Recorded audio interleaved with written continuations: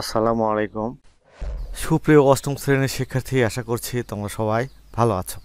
আজ আমি তোমাদের ইংলিশ ফার্স্ট পেপার ইউনিট 1-এর লেসন 2 নকশিকাথা, এই নকশিকাথার অ্যাক্টিভিটি এফ, জি এবং এইচ নিয়ে আলোচনা করব। এবার আমরা এফ অ্যাক্টিভিটি দেখব। Do you like nakshi kantha or an ordinary কাথা?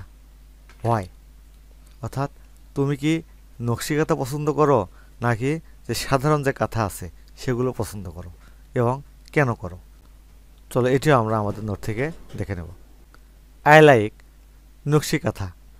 আমি নকশিকাথা পছন্দ করি কারণ it has beautiful pattern and colourful design. এতে সুন্দর নকশা এবং রঙিন ডিজাইন থাকে। ইট look very artistic and special. এটি শিল্পসম্মত এবং বিশেষ বা স্পেশাল দেখায়। অ্যান অর্ডিনারি কাঁথা ইজ নাইস। একটি সাধারণ কাঁথা ভালো, বাট আর নকশি কাঁথা is more unique and attractive. কিন্তু নকশি কাঁথা আরও অনন্য এবং আকর্ষণীয়। তারপর এবার আমরা জি দেখব। চলো এটিও আমরা আমাদের নোট থেকে দেখে নেব। Ask can answer all the questions in activity, অর্থাৎ অ্যাক্টিভিটির সমস্ত প্রশ্ন জিজ্ঞাসা করো এবং উত্তর দাও। Now write 3 or more question on the text given in activity B above. এখন অ্যাক্টিভিটি বিতে দেওয়া পাঠ্যের উপর আরও 3-4টি প্রশ্ন লেখো, অর্থাৎ অ্যাক্টিভিটি বি দেওয়া আছে, এই বির উপরেও 3-4টি প্রশ্ন লিখতে হবে। চলো এটি কীভাবে লিখবে সেটি আমরা এখন দেখে নিই।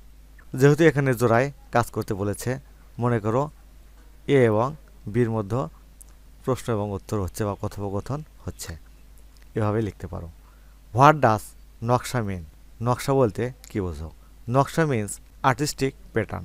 নকশা বলতে শিল্পসম্মত নকশা বোঝায়। Where was the name taken from? নামটি কোথা থেকে নেওয়া হয়েছে? The name was taken from a Bengali word naksha. নামটি বাংলা শব্দ নকশা থেকে নেওয়া হয়েছে। How long has the art been practised in rural Bangla? কতদিন ধরে এই শিল্প গ্রামীণ বাংলায় চর্চা করা হচ্ছে? The art has been practised in rural Bengal for years. এই শিল্প বহু বছর ধরে গ্রামীণ বাংলায় চর্চা করা হচ্ছে। Where nakshi kantha now sold? নকশিকাথা এখন কোথায় বিক্রি হয়? নকশিকাথার now sold in boutique house. নকশিকাথা এখন বুটিক হাউসে বিক্রি করা হয়। Why are nakshi kantha in great demand নাও?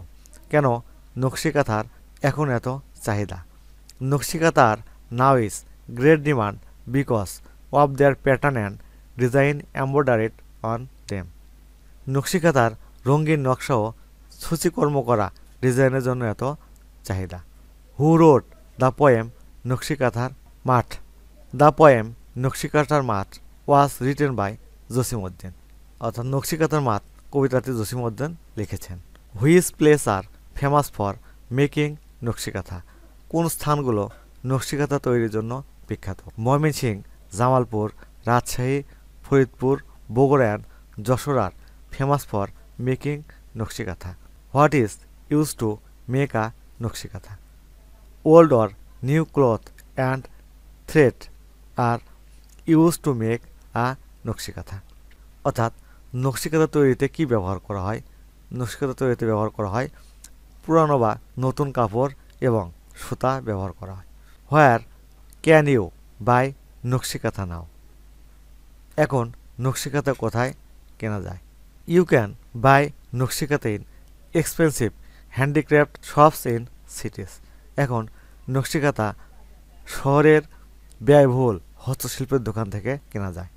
তারপর দেখো, write a paragraph describe how the nakshi kantha is made. এখন একটা তোমাদের প্যারাগ্রাফ লিখতে হবে নকশিকাথা কীভাবে তৈরি করা হয় সে সম্পর্কে। স্টার্ট লাইক দিস, এভাবে শুরু করতে হবে। চলো এটি কীভাবে লিখতে হবে সেটি অর্থসহ আমরা আমাদের নোট থেকে দেখে নেব। দেখো প্রথমে এই পর্যন্ত কিন্তু দেওয়া আছে।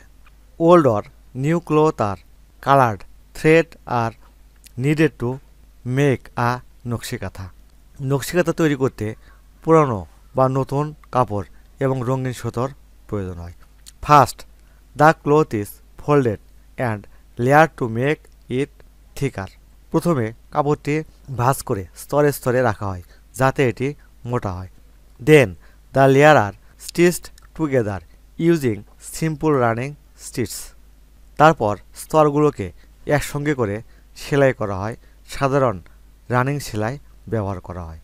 আফটার দ্যাট, তারপর beautiful design and patterns are drawn on the cloth. এরপর কাপড়ের উপর সুন্দর নকশা এবং ডিজাইন আঁকা হয়। Using coloured threads, this pattern are embroidered carefully. রঙিন সুতার সাহায্যে এই নকশাগুলো সাবধানে সূচিকর্ম করা হয়। Each stitch is done by hand. প্রতিটি সেলাই হাতে করা হয়। Making this design look unique and artistic, যা নকশাগুলোকে অনন্য এবং শিল্পসম্মত করে তোলে। Finally the ইডস R sewn neatly to finish the quilt. শেষে কাঁথার প্রান্তগুলো সুন্দরভাবে সেলাই করে কাজটি সম্পন্ন করা হয়। This process requires time. এই প্রক্রিয়াটি সময়, প্যাশেন্স, ধৈর্য অ্যান্ড স্কিল এবং দক্ষতার প্রয়োজন। অর্থাৎ এই প্রক্রিয়াটির জন্য সময়, ধৈর্য এবং দক্ষতার প্রয়োজন।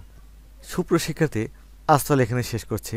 আগামী পর্বে আমরা লেসন 3 নিয়ে আলোচনা করব।